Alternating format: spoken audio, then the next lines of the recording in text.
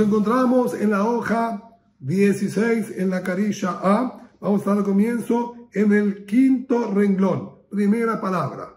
Vesabar Rabbi Elazar.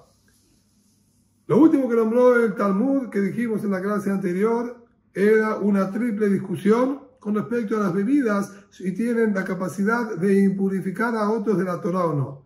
Todos coincidían hasta aquí.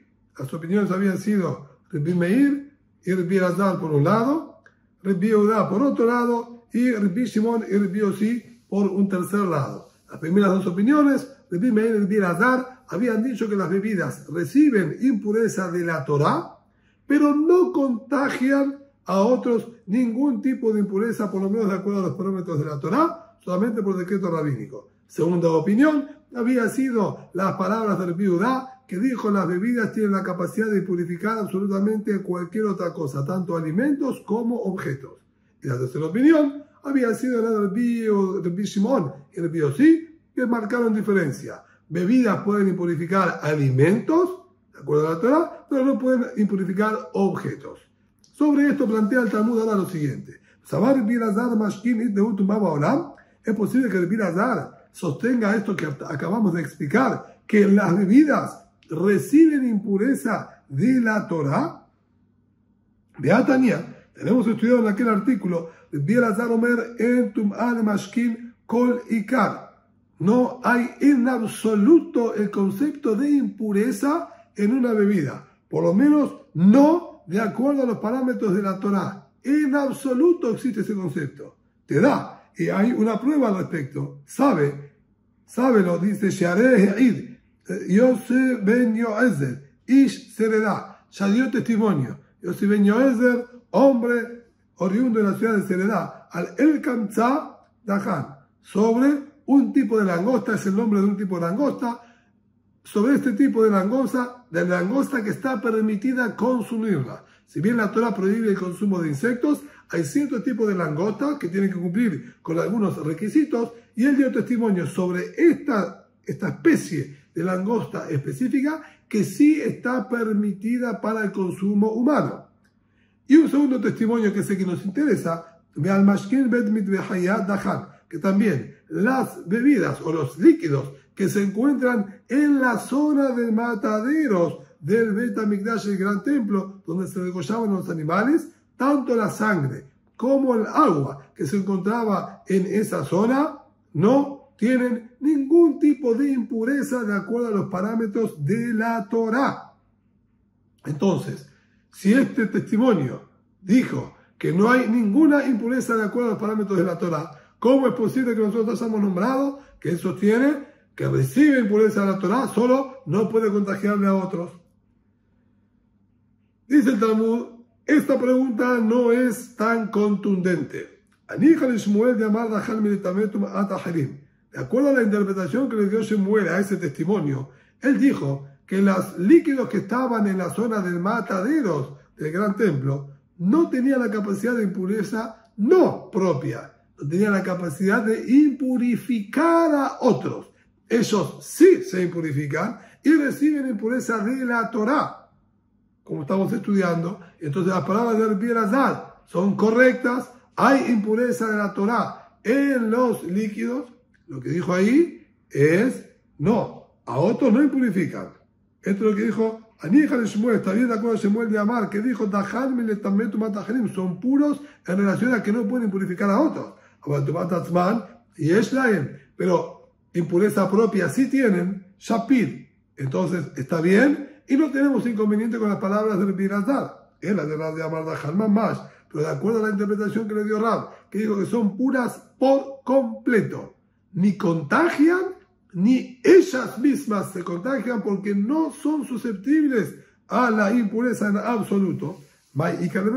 ¿Qué tenemos entonces para decir? ¿Cómo vamos a hacer compatibles las palabras esas con las que nombró Rabbi Elazar de que sí reciben los líquidos sin pureza de la Torah?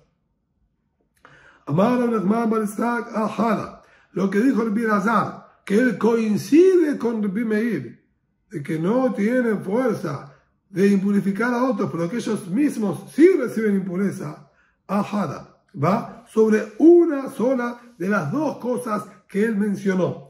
Él habló de la sangre y del agua.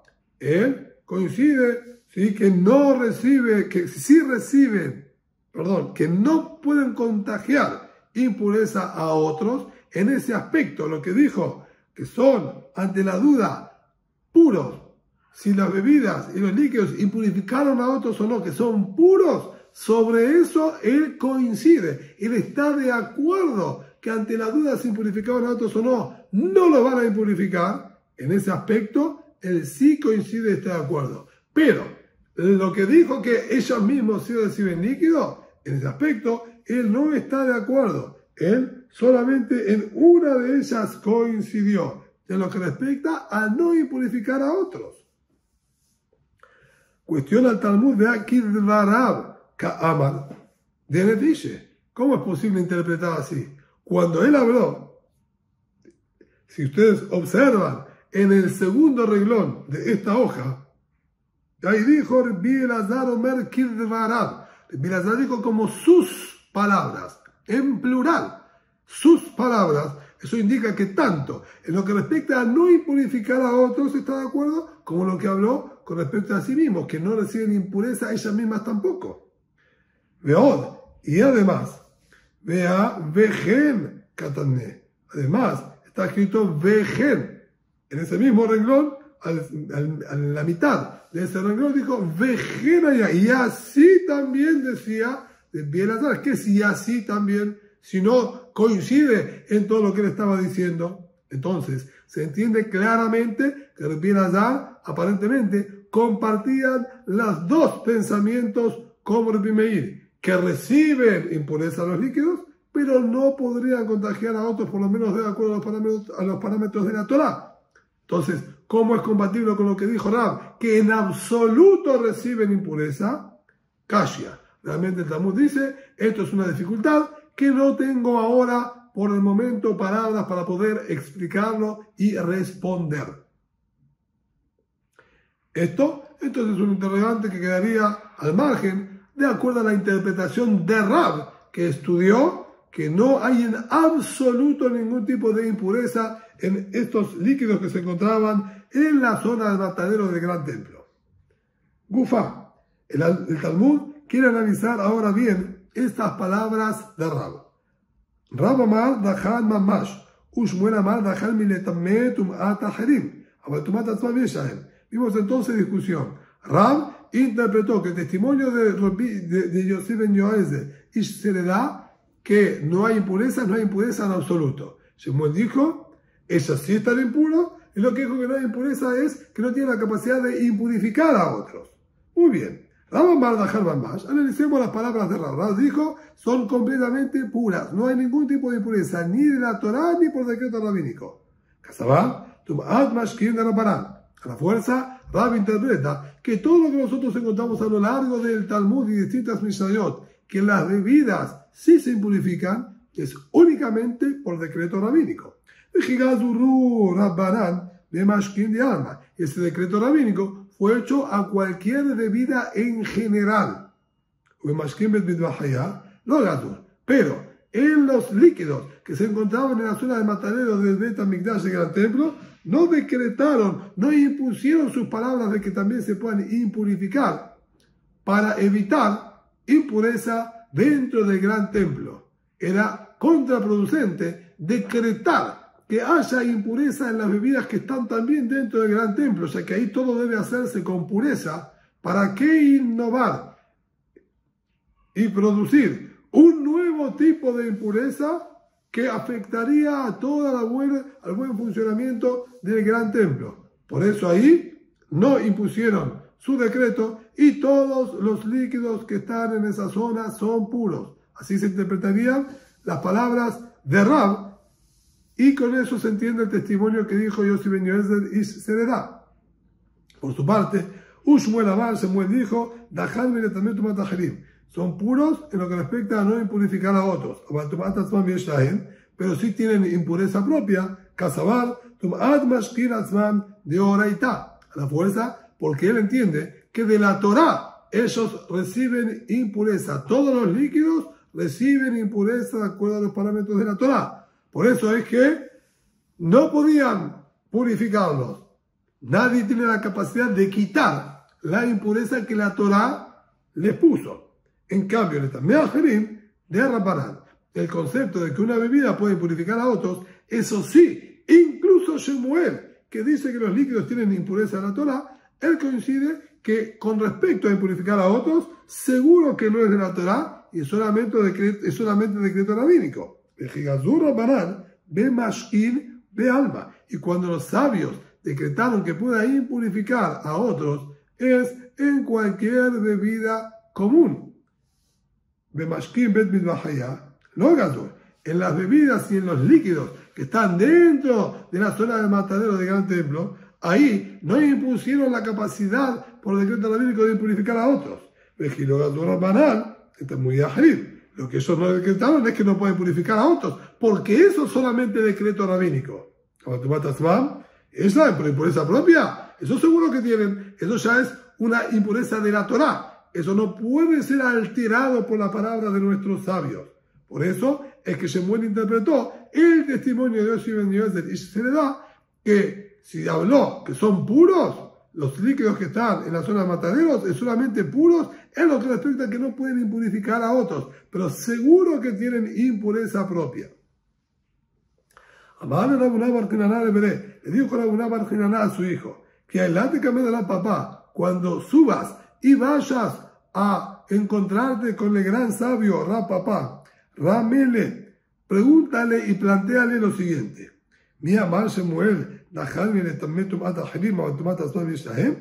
¿Es posible que sea correcto lo que dice en el nombre de Shemuel, que los líquidos reciben impureza de la Torá y lo que está escrito que son puros, es solamente puros que no pueden contagiar a otros? ¿Es posible que les haya dicho que de la Torá son puros y no contagian a otros?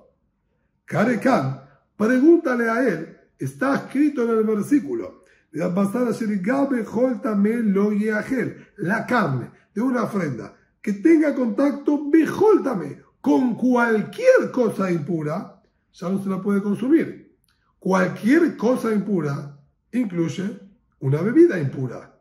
Y si de acuerdo a Shemuel, los líquidos y bebidas reciben impureza de la Torá, cuando la carne de una ofrenda tenga contacto con ellas, el versículo dice aquí claramente, con cualquier cosa impura, bejoltame, con cualquier cosa impura, ya no se lo puede consumir. Quiere decir que de la Torá la bebida impurificó a la carne. Entonces pregúntale, ¿es posible que Shemuel haya dicho que no contagie impureza ni siquiera a las ofrendas?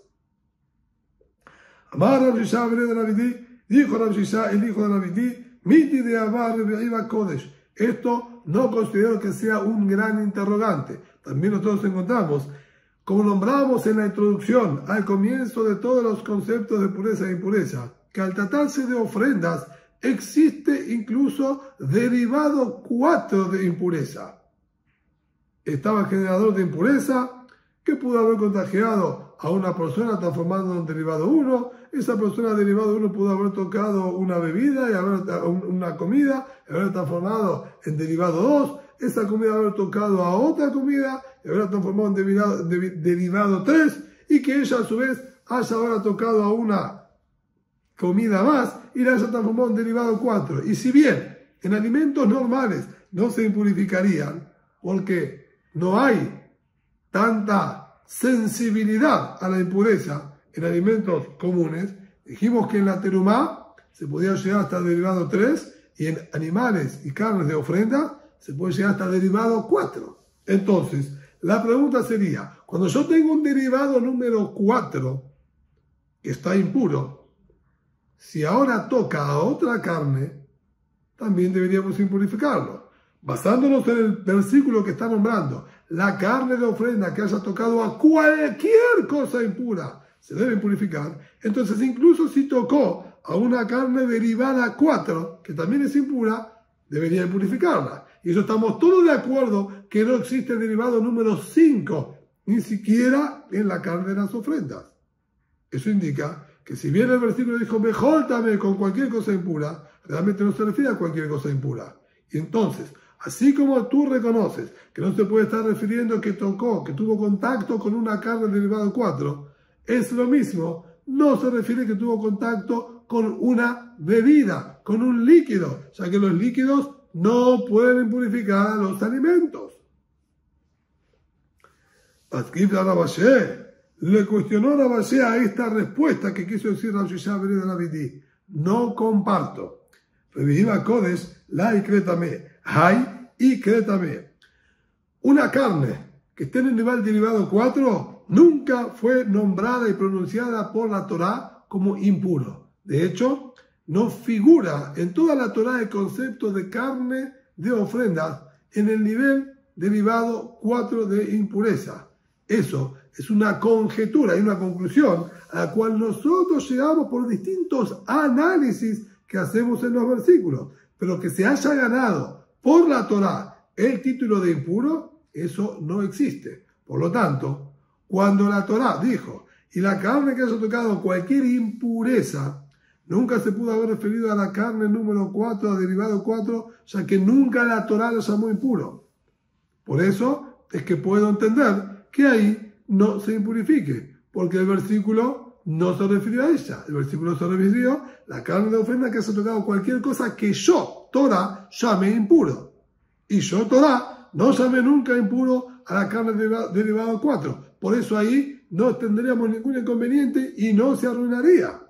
En cambio, con respecto a las bebidas sí fueron llamadas impuras de acuerdo a la Torá. Entonces, cuando la carne de la ofrenda tocó a una bebida que sí es algo impuro, debería también que haberse impurificado, ya que el versículo dijo, va a pasar a ser mejor también, la carne que tocó cualquier cosa impura que no se pueda consumir. ¿Qué va a explicar al respecto Shemuel? Dice también aquí el Talmud, Kashia es un inconveniente. Tashema. Continúa el Talmud analizando esta discusión entre Rab y Shemuel.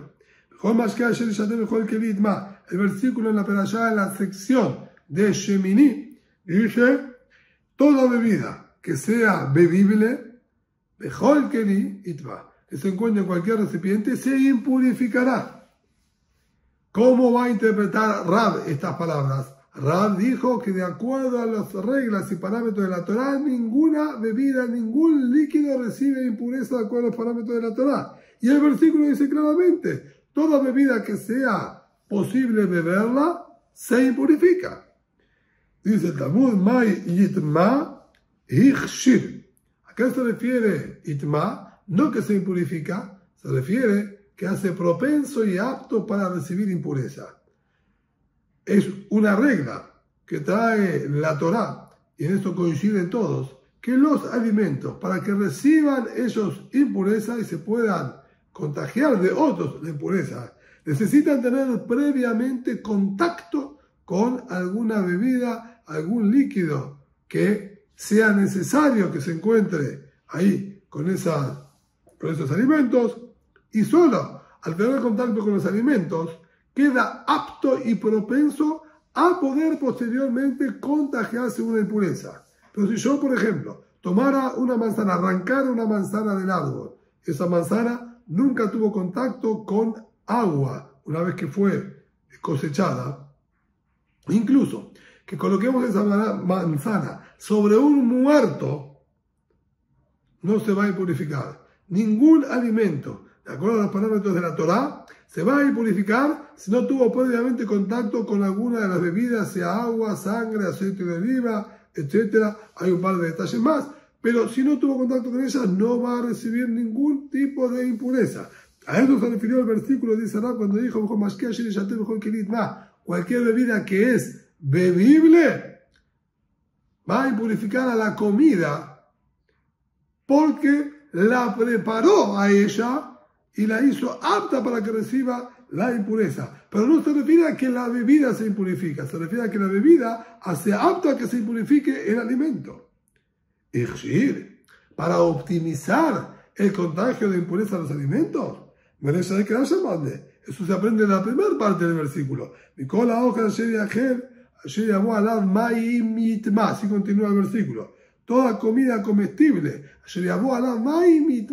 que vino sobre esa comida el agua, esa se va a impurificar. Ya está claro en el otro versículo que necesitamos que las comidas tengan contacto con el agua para que sean susceptibles a la impureza. Hace falta 2 versículos que enseñen lo mismo. Dice Talmud, sí. Un versículo está hablando aguas que se encuentran unidas a su manantial original, que esas optimizan el alimento para que reciba impureza, y otros están hablando de bebidas que fueron desarraigadas, valga la expresión, de su lugar de origen. Por ejemplo, con un recipiente quitaron agua del manantial y enjuagaron un trozo de carne. Esa carne se hizo apta ahora para recibir impureza. Y otra posibilidad sería que tomé la carne, la sumergí en el agua del manantial, nunca quité el agua del manantial, ahora retiro la carne, esa carne está apta también para recibir impurezas porque tuvo contacto con el agua del manantial mismo. Y necesitamos aclarar ambas situaciones. De Yashmaina Beterushin, si solo hablaría en aquellas aguas que yo las puse en un recipiente y luego las volqué sobre ellas, Mishum de Ashevinu. Voy a decir que lo que optimiza la que reciba impureza a la carne es porque la persona le dio importancia a esas aguas. Al haberse él molestado, haberlas retirado con un recipiente y tenerlas apartadas para su uso, él le dio importancia. Y esa importancia que le dio a las aguas son las que las transforman en, de alguna manera, canalizadores y optimizadores de que pueda recibir después una impureza del alimento. Y malo. Pero agua que se encuentra en su estado natural dentro del arroyo, quien nadie le demostró darle una relevancia y una importancia exclusivas a ellas, no van a optimizar a que los alimentos reciban impureza. Por eso debió aclarar que también en ese caso optimizan.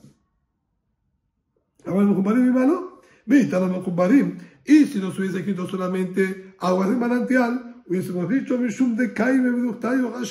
al ser que se encuentran en el estado natural en que las creó y las puso el Todopoderoso, por eso tienen importancia y contagiarían a los alimentos para que puedan ellos recibir impurezas. Y malo. Pero aquellas que nosotros las alteramos de su estado natural en que las creó Boreolam, les hemos dicho que no optimizan a que reciban impurezas, se dije. Por eso el versículo aclaró las 2 situaciones. Tanto el agua que se encuentra en su estado natural dentro del manantial, tanto el agua que nosotros extrajimos de su estado natural, ambos tienen la capacidad de optimizar a los alimentos para que reciban impurezas. Pero nunca, así sostiene Rab, pero nunca ellos mismos, las bebidas, reciben ningún tipo de impureza de acuerdo a los parámetros de la Torah. Tashema sigue analizando el Talmud. Está escrito en otro versículo, ahí mismo. Mayan ubor mikve maim. Y tahor. Pero un manantial o un pozo de agua natural que se formó y concentró el agua en el mismo lugar, esos son puros. Esas aguas son puras, dándose a entender que si las aguas no se encuentran en el manantial ni en ningún pozo, si se encuentran en un recipiente, esas aguas sí son impuras. Entonces, ¿cómo es que Rab dice que no hay en absoluto impureza sobre las aguas? Del versículo se deduce claramente que sí.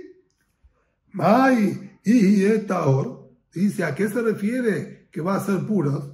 Mitum ato, a quien estaba impuro. El versículo, dice Rab, no se está refiriendo a las aguas, se está refiriendo a la persona impura. Y lo que está diciendo es que aquella persona impura, que él se sumerja en las aguas del manantial o en las aguas que se acumularon en una fosa, el que se sumerja en ellos va a estar puro. No que las aguas esas son puras. Las aguas nunca reciben impureza. Ni las aguas, ni el vino, ni el aceite, ninguna bebida recibe impureza. Lo que el versículo dijo, que en ese estado, en el estado natural, en el manantial o dentro de un pozo de agua, ahí solamente son puros los que se sumerjan en ellos. Pero si una persona pone agua dentro de una bañadera y se sumerge dentro de ellas, esa persona no se va a purificar. ese va a estar impuro. Porque lo que el versículo está hablando es, quien está impuro se purifica a través de esas aguas. Y tienen que ser aguas que están en su estado natural o se encuentran en un pozo, no en un recipiente. Dice el Talmud, entendí entonces cómo Rab acomoda y responde estos versículos. La pregunta ahora es, Utelushim mi machivim, y es posible que agua que fue ya extraída de su manantial o del pozo en común, ¿sí?, que se encontraban, puede ser que al ser colocado sobre un alimento optimicen al alimento a recibir impureza. Las aguas y líquidos que se encuentran en la zona de matadero del Teán Templo, no es suficiente el decir y testimoniar que ellas mismas están puras y no hay manera que se purifiquen de acuerdo a los parámetros de la Torá ni de acuerdo a los decretos rabínicos, sino que incluso más, ni siquiera optimizan a los alimentos a que reciban impurezas. Entonces, ¿cómo es posible que Rab haya interpretado ahora el versículo y nos diga, si bien ellos mismos no se purifican, lo que el versículo dijo, que las bebidas impurifican, quiere decir que las bebidas optimizan a los alimentos a que se purifiquen? ¿Y cómo es posible? Él dio testimonio y dijo que ni siquiera optimizan a que reciban impureza. Tirgema al Dam. Contesta la Gemara lo siguiente, el Talmud nos dice así: cuando nosotros hablamos de los líquidos que se encuentran en la zona del matadero, hay dos líquidos básicamente que se encuentran ahí. La sangre de los animales, porque se degollaban y se cortaban y se trozaban los animales, entonces había mucha sangre, y también estaban las aguas con las que enjuagaban y limpiaban los animales. De esos dos líquidos que nosotros estamos hablando, solo se refirió a uno de ellos. Esto es lo que dice el Talmud, Tirgema al Dam. Se debe interpretar eso solamente con respecto a la sangre. Ya dijo el Viejo Abraham,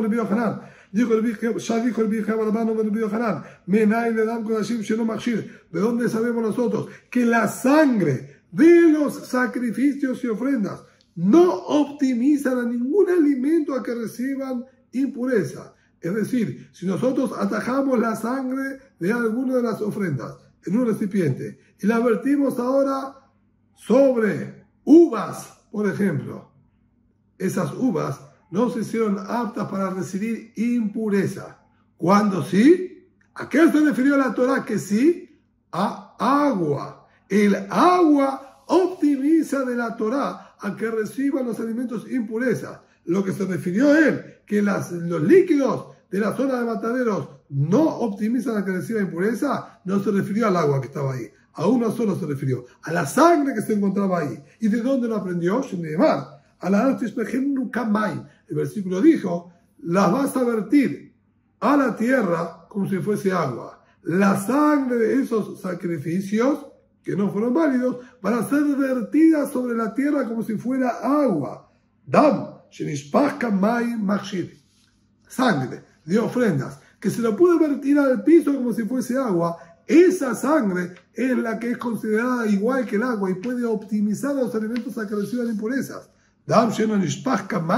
Pero sangre que no puede ser vertida al piso, que serían la sangre de las ofrendas. Una ofrenda que se hizo en regla, se debe atajar la sangre en un recipiente, en un panojo, y luego salpicarla sobre el mizbeach, sobre el altar. Y está prohibido vertirlas en el piso. Entonces, esa sangre no fue nunca comparada con el agua y no va a optimizar a que los alimentos reciban impureza. A eso se refirió entonces cuando dijo que la bebida, el líquido, mejor dicho, no la bebida, el líquido del Bet HaMikdash, que es la sangre, esa no optimiza a que los alimentos reciban impureza. Pero el agua, seguro que sí. Y a eso se refirió el versículo y Rab, cuando ellos dijeron que lo